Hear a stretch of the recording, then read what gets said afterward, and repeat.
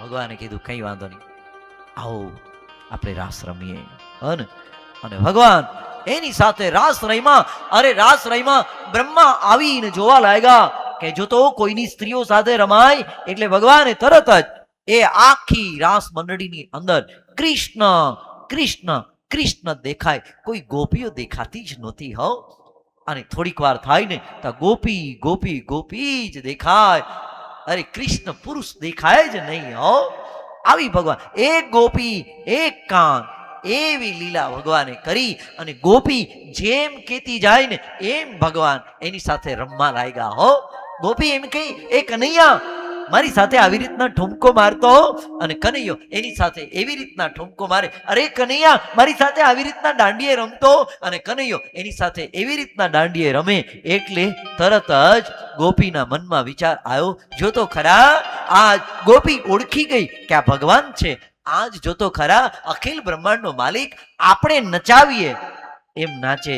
ભગવાનને એમ થયું, અલી ગોપી તું એમ માનસ, તું નચાવે એટલે હું નાચું, એવું તારામાં અભિમાન છે.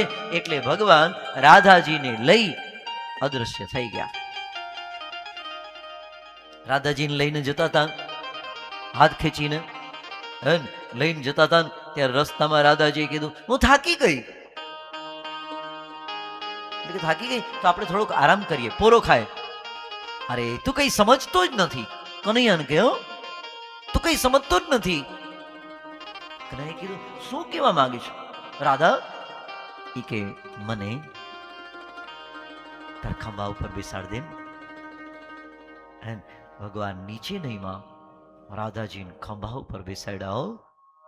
ખંભા ઉપર બેસાડીને જાય ને ત્યારે રાધાજીના મનમાં એમ થયું કે હું કેટલી રૂપાળી છું. એટલે કનૈયાને મેં કીધું કે મારે ખંભા ઉપર બેસાડી દે, તો કનૈયાએ મને એના ખંભા ઉપર બેસાડી દીધી. હા, જો તો ખરા હું કેટલી સારી છું.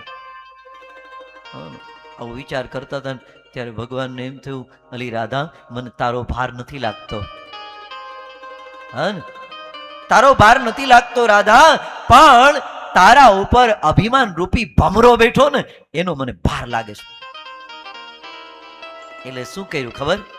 રાધા રમત કરતા કરતા જ્યાં ડાળીને પકડીને ભગવાન નીચેથી નીકળી ગયા. રાધા ડાળી ઉપર એમને ઊંચે લટકાઈ ગયો. ગોપીઓ ગોતતી ગોતતી આવી, એને જોયું 4 પગલાઓ, એટલે જરૂર આ રાધાજીને લઈને ગયો છે. કનૈયો આગળ આવ્યા ને 2 જ પગલા દેખાણા. એટલે ગોપીઓએ નક્કી કર્યું જરૂર એની સાથે જે હતી ને એને થાકી ગઈ હશે, એને ખભા ઉપર ઉપાડી લીધી હશે. અને ત્યાં આવતી 3 ગોપીઓ, ત્યાં તો રાધાજી ઉપર લટકે. એટલે ગોપીઓ કહ્યું, અલી રાધા તું લટકવા માંડી. એટલે રાધા કહ્યું, મને નીચે ઉતાર, પેલા મને નીચે ઉતાર. એ નીચે ઉતાર્યા. રાધાજી નીચે ઉતાર્યા. પછી તરત કીધું કે તમારા મનમાં પણ એમાં આવ્યું તું અભિમાન, તો જરાક મારા મનમાં પણ આવ્યું. હે ને, ખરેખર આ તો લીલા છે. રાધાજીને કોઈ દી અભિમાન આવે જ નહીં, કોઈ દિવસ. રાધા તો ભગવાનના હે ને અંતરંગ છે, એની સાથે જોડાયેલા છે. પણ આ બધાને દેખાડવા માટેથી માત્ર ને માત્ર એને લીલા કરેલી છે. એટલે તરત ગોપીઓએ કીધું, અને ગોપીઓ એટલી ભાવાવેશમાં આવી ગઈ, ખુદ ગોપી આજ કૃષ્ણ બની ગઈ. અને ગોપી તરત એક ગોપી તરત કહેવા માંડી, અરે બધા આ પર્વત ગોવર્ધનની નીચે આવી જાઓ, બધા નીચે આવી જાઓ, મેં ગોવર્ધન ઉપાડ્યો છે. તો એક ગોપી કહેવા માંડી, મેં અઘાસુરને માર્યો, એકે મેં બકાસુરને માર્યો.